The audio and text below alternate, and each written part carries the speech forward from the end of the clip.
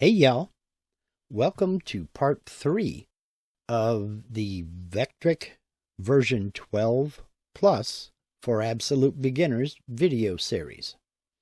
In this video, we're going to create a simple design and introduce a couple of new tools.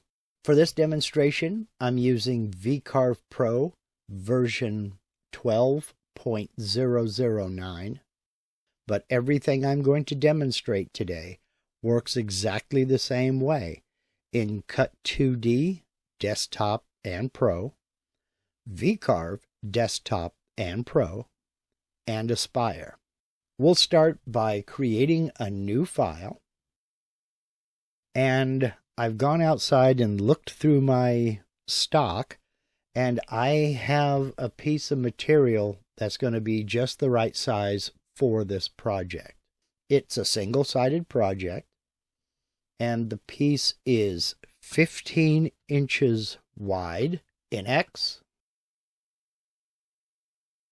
It's 13 inches tall in Y, and the thickness is 1/2 inch. I am using inches. My Z0 position will be at the material surface. My XY datum position for layout purposes will be in the center. I'm not going to use an offset. We'll get into this further in future videos, but unless you're an experienced user, I would stay away from this for now. My modeling resolution is and is going to remain standard, as there are no 3D models in this project, and my material settings will also remain unchanged. Go ahead and click OK.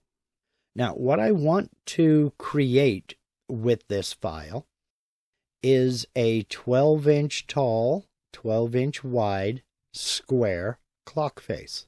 And it's going to be a very simple clock face for use out in the shop.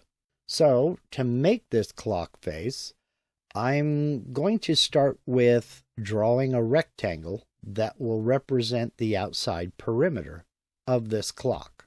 So, we'll go up here under Create Vectors to draw a rectangle. Starting from the top of this form, we're going to look at the anchor point. Now, the anchor point is the section of the rectangle that the rectangle is going to be drawn based on.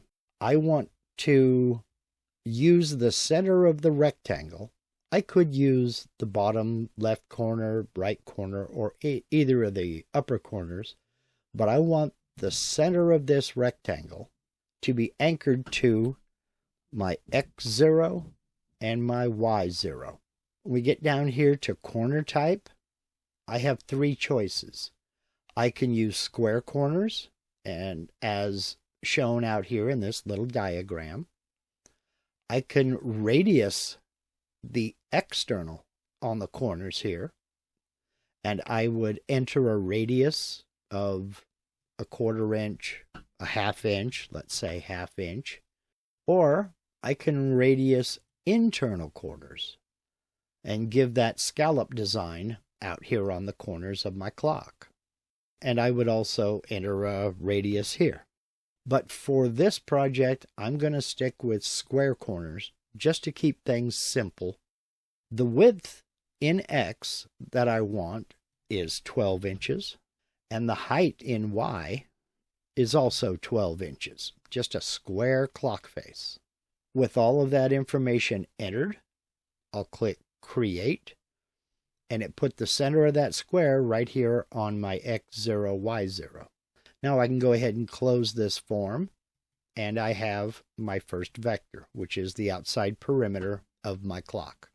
Now what I want to do is I want to make the time marks out here, and what I'm going to do is use different colored dowels to indicate my times. I'm going to use a contrasting wood at my 12, 3, 6, and 9 positions, and then another contrasting wood here in my 1, 2, 4, 5, and all the way around positions. So what I'll do first, I want to make 1/4-inch circle up here to represent 12 o'clock. Now I have a 12-inch tall, 12-inch wide outer border, so I want those number positions to be inward about an inch on all of these positions. So that would give me a 10-inch circle. Take an inch away here, we have 11. Take an inch away here, we have 10. So I want about a 10-inch diameter. So I'll need to remember that. I'm going to go up here to Create Circle. Click this. Now I want the center point of my circle to be up here on my X0. So in X, I'm going to say 0. Now I want a total of a 10-inch diameter circle of these time markers. So above my Y0, I want to go up 5 inches. So I'll change that to 5. So that's where it's going to place this circle. X0, Y5. I want the diameter to be 1/4 inch. That's the size of circle I want there. Now I'll click Create, and that puts my first circle right there. So I'll close it. Well, now I have my shape here. Now I need to copy. I want a total of 12 circles drawn out here in a 10-inch diameter circle based around the center. So I'll come down here under Offset and Layout to this third icon here, which is Circular Copy. This will create a circular array of copies of the item I have selected. So we'll come down here and I'll click on that icon. And again, we'll start at the top of the form. It's telling me the object size is 1/4 inch in X and 1/4 inch in Y. Now we have the rotation center. This is the point that these copies are going to be based on. Well, I want my rotation center to be the center point, X0, Y0. Now there are a couple of ways of doing this. I can enter, it's already set for X0. I could highlight this and enter 0. Or I can come over here to this diagram and I can put my cursor over the center point of that diagram and double click. What that did was it changed my XY readout to 0, 0. And it placed this mark here at my X0, Y0. This is letting me know that this is the rotation center. When I hit copy, it's going to array these copies around this rotation point. Rotate copies, this, because I have a perfectly round object that I'm copying, this really doesn't do anything for us. Take a look at this diagram up here. If I had little rectangles, without rotate copies, they will all stay in the same position that the first object is in. If I put a check mark in rotate copies, it rotates each one of these little rectangles so that they stay lined up with that circle. For our purposes, it doesn't hurt it if it's checked or not checked, because again, we're using a perfectly round circle. I do want my number of items. This is the total number, including the original. I want my total number of items to be 12. The total angle that I'm going to use is 360 degrees. So what we've told this form is, take this object, and around the center of my material, I want 12 items evenly spaced in a 360-degree circle all the way around. I can group or ungroup the copies. More on this in just a minute. Without a check mark here, they are not going to be grouped. And I can go ahead and click Copy. Now if I close this form and come out and click, we can see I now have 12 circles evenly spaced and arrayed around the center of my material. All is well and good. But I want my 12 o'clock, 3, 6, and 9 o'clock circles to be larger diameter. So what I can do is select 12 and then press and hold down the Shift key. Then select 3, 6, and 9. So all 4 of those are selected. Now I need to adjust their size.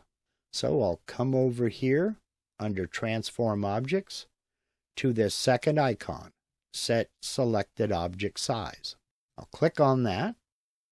Starting from the top, I can select the mode. Do I want to scale the entire selection? Meaning, not only will the size of these circles increase, but the entire selection area will increase. Meaning it'll put this one out here a little ways, this one out here a little ways, this one up above a little ways, and this one down below a little ways. Well, I don't want to do that. I want to scale these items individually. So when I enter my dimensions down below, each individual item will be sized to the size I enter. And that's what I want to do. So we can increase each of these individually all at once. The scale space is going to be a job-aligned box.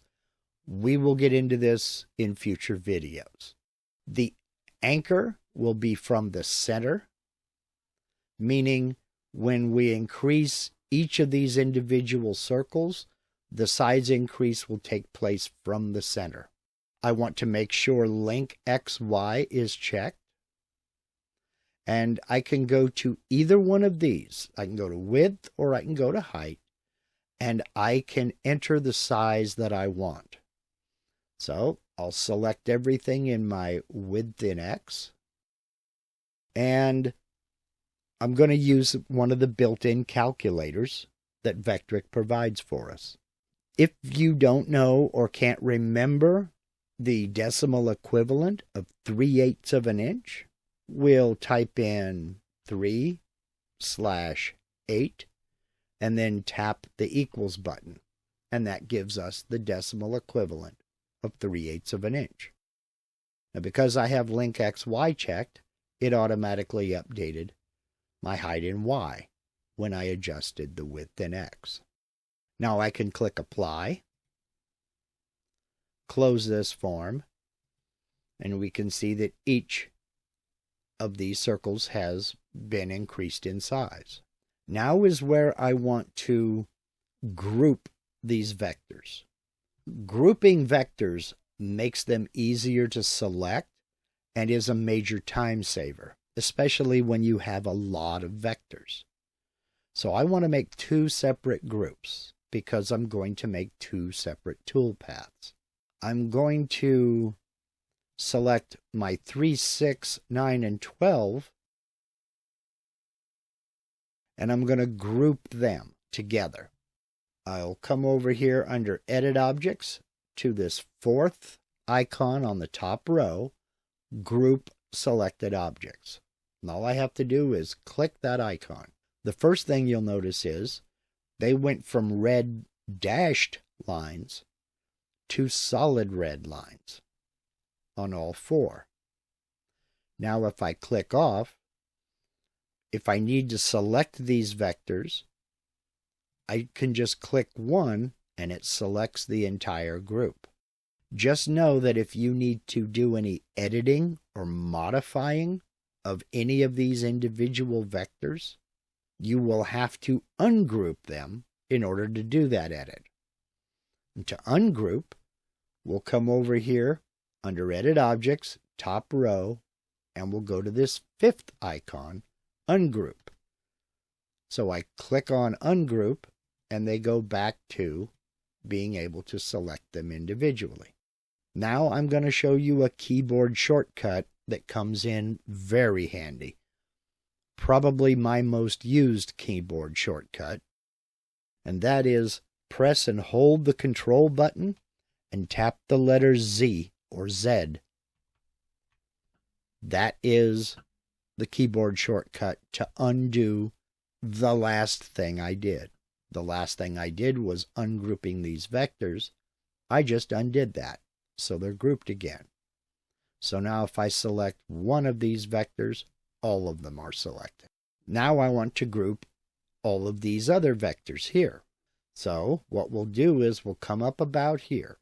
And if we remember from part 1 of this series, if I draw a selection box by press and hold the left mouse button and drag a box, if I draw a selection box all the way around those vectors I want to group, but not the vectors I don't want to group, only the vectors inside that box will be selected. Now I can come over and group these. So when it's time to calculate a toolpath for these vectors, I can just select one and it selects the entire group. I have one more vector I need to draw. The clock movement I have needs a hole that is 5/16 of an inch in diameter right out here in the center. Well, I want to add just a little bit of clearance to that. So I need to add about 5/1000 of an inch so that the post will slip through that hole without me having to push it and risk splintering or fracturing the top surface of my material here. I need to be able to push it through from the back. So I'm going to draw another circle out here in the center, and I want this located at my X0, Y0, and I need the diameter of that circle to be 5/16 plus 0.005. Now I'll tap the equals button, and I have 0.3175. That's the diameter of the circle that I want to place at my X0, Y0. Now when drawing a circle, or a rectangle for that matter, I can do this one of two ways. I have the diameter set, but I also have my center point set. I can either click Create and put that circle right there, or I can come out here anywhere on this material and click, and it'll place a circle of this diameter where I clicked. In my case, I want it here at my X0, Y0, so I just put my cursor over X0, Y0 and left click. And that places that circle there. If, for some strange reason, I wanted a circle this diameter over here, I could just put my cursor over here and click, and it places a circle there. Or down here, click, and it places a circle there. Now, I don't want circles there, so again, I'll undo. Hold down Control, tap the letter Z or Z, and that circle is gone.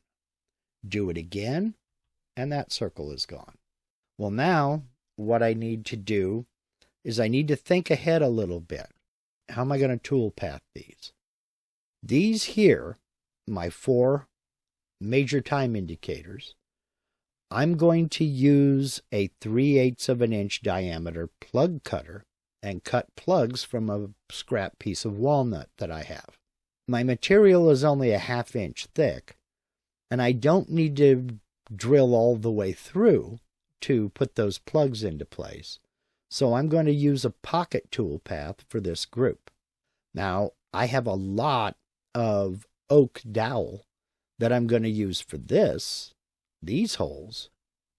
So I want to go ahead and drill all the way through the material, just so I'm not handling little tiny pieces of dowel. I can just put some glue in the hole, shove the dowel into it, and cut it off fairly flush with the surface. So I'll go ahead and drill all the way through the material here. Well, this also needs to be drilled all the way through. So I could either create a separate tool path for this, or I can add this to this group and drill all these out all at once. So that's what I'll do. I've got this group selected, and I'm going to come over here and ungroup them. Then I'm going to hold down Shift and select that circle as well. Then I'll come back and group them again. So now, if I select any of these circles, this one is added to the group. My point here is that the items don't have to be identical. They don't have to be the same size to be grouped together. So, I'm ready to start calculating toolpaths. So what I want to do is go over here to the toolpath side. I'm going to come over here first to material setup. Here I can see my material is 1/2 inch thick. My Z0 position is the top surface. My XY datum position is the center. Now is when I want to change that, because I want my XY datum position to be the bottom left corner for when I actually go out and cut on the CNC router. So I'll come over here and click the Set button. My material thickness is 1/2 inch. That is not changed. My XY datum position, I'm going to change to the bottom left corner. And my X and Y0 position has changed. Everything else will remain the same. Everything else is set up correctly. I'll just click OK. And now I can start calculating toolpaths. So to create a pocket here, to insert those plugs into, I'll use a pocket toolpath. My start depth will be 0. I want it to start calculating the depth of this pocket from the material surface. The cut depth, I want to be 3/8 of an inch. Well, I remember what the decimal equivalent to 3/8 is, so I'll just select whatever's written in there, and I'll type in 0.375. The tool I'm going to use, I'm going to go ahead and use my 1/4 inch 2-flute end mill. But I need to remember to use an upcut bit for these through holes. So in order to keep from doing a tool change, I'll just use the same bit for this one. So I'll use a 1/4 inch end mill. It's going to do it in 2 passes. That's fine. And I'm going to use an offset strategy. With an offset pocket strategy, if you look at the little diagram here, the bit is going to come into the circle and plunge into the center, and then slowly spiral its way out and cut the full shape. It'll then plunge in again and again spiral out until it cuts the full shape. I could use offset, or I could use raster. Raster is either left to right, side to side, or I can change the raster angle and go up and down from top to bottom. That's not really appropriate for this small diameter circle using this end mill, so I'm going to stick with offset. It's also a little bit faster. I want to cut this conventional. I'm not going to concern myself with a profile pass. It's going to use a profile pass because I'm using offset. I'm not concerned with ramping in plunge moves or a pocket allowance. We'll get further into these in future videos. I'm just going to call these 3/8 pocket 1/4 end mill, and I'll calculate this toolpath. Now let's take a look at our toolpath out here, and I'll kind of rock it up so you can see it. we can see here, again, red is a rapid move. It's going to come up to this position. Then the light blue is a plunge. It's going to plunge down to this level. The dark blue is the actual cut. Then it'll plunge down to this level, and the dark blue is the actual cut. Then it will retract out of the hole and move over this way to the next position. So we can go ahead and preview this toolpath. And there we have our cardinal time positions. Now I can close my preview window, and here in the 3D view I can select this next group. So I'll select one, and it's selected all of them. And I'm going to do another pocket. These are going to be pocketed all the way through the material. So what I'll do up here, again, I want to start at the material surface, and I want to cut the thickness of my material. So I'll enter 0.5, again, using a 1/4 inch upcut end mill. I'm using an upcut end mill because this bit is the same diameter as the hole. If I use a downcut end mill, I run the risk of starting a fire. A downcut end mill will try to force the wood chips and sawdust down into the hole where more wood chips and sawdust are being cut. That creates friction, and depending upon how fast that spindle or router is spinning, that can cause a fire. I know this firsthand. I've done it. One of my first projects, not knowing any better, I tried to drill a hole straight down into the material using a downcut bit, and I started a fire on my CNC table. I got it put out, but it ruined the project, and I had to replace my spoil board. The lesson learned was, do not drill straight down with a downcut bit. Use an upcut bit, always. Again, I'm going to use the offset strategy to be able to carve this one out to the proper size. And again, I'm not going to worry about ramps or pocket allowances. I'm going to call this through holes 1/4 upcut end mill, and we'll calculate. Again, we can see our tool path. These smaller holes are going to be basically drilled straight down. Won't be a lot of movement, but there will be a little movement here to cut out that center hole.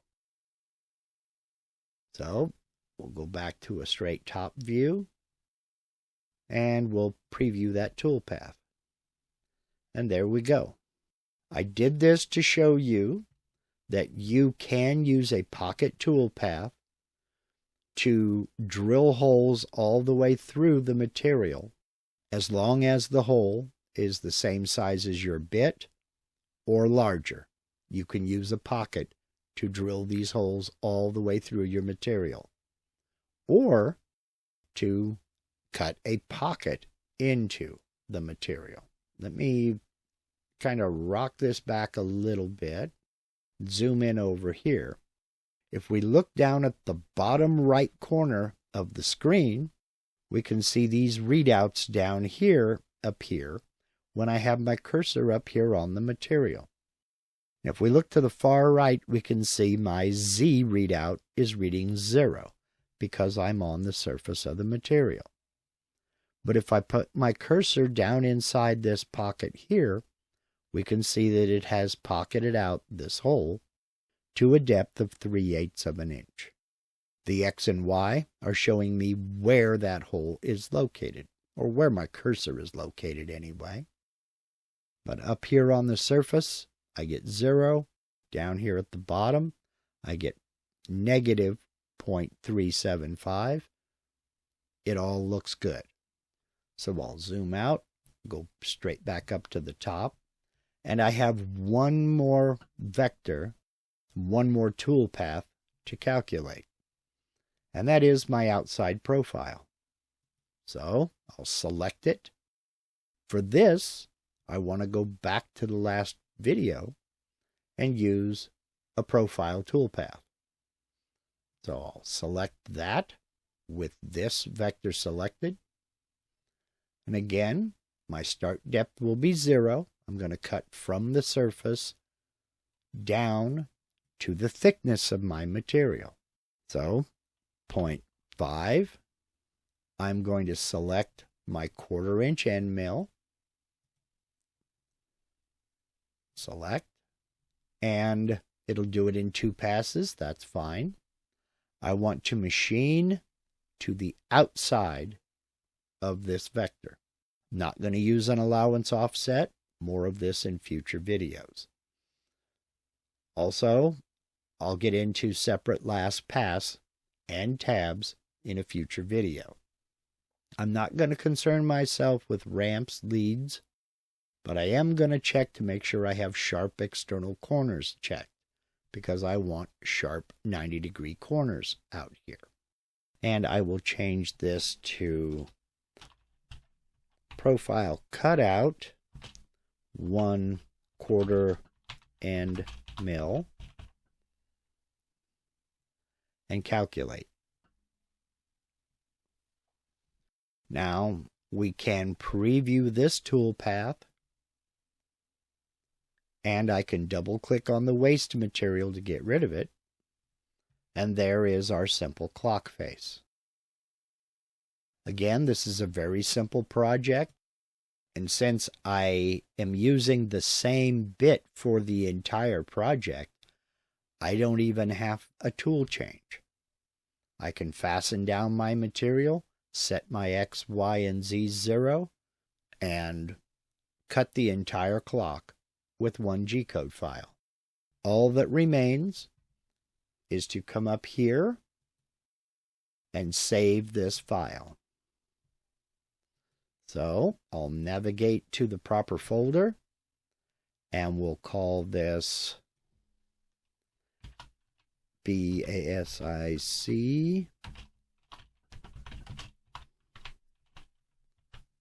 Basic Clock Face, and we'll save it. Now if I go to that folder, there is my file. So we'll go ahead and wrap this video up here. In future videos, I will get into how to save G-code and a few more options that are in some of these 2 toolpaths. So I hope you got something out of this video. And if you did, I do hope you'll consider giving it a thumbs up. I know there's no way I addressed every question you'll have on drawing circles, rectangles, circular arrays, grouping, ungrouping, or the pocket toolpath. So today, at noon Pacific, 3 p.m. Eastern, I'll be hosting a live Q&A session where you can ask me any question you'd like about anything I have presented in this video or any of my previous videos. Again, that's today at noon Pacific, 3 p.m. Eastern, right here on my YouTube channel, and I put a link to that live Q&A session down in the description box of this video. I'd also like to give a special shout out and say a special thank you to all of my channel members. Thank you, channel members. I appreciate your continued support. So, I hope to see y'all this afternoon for the live Q&A session. And as always, whether you subscribe to my channel or not, whether you become a channel member or not, I'd like to thank you very much for taking the time to watch, and y'all take care.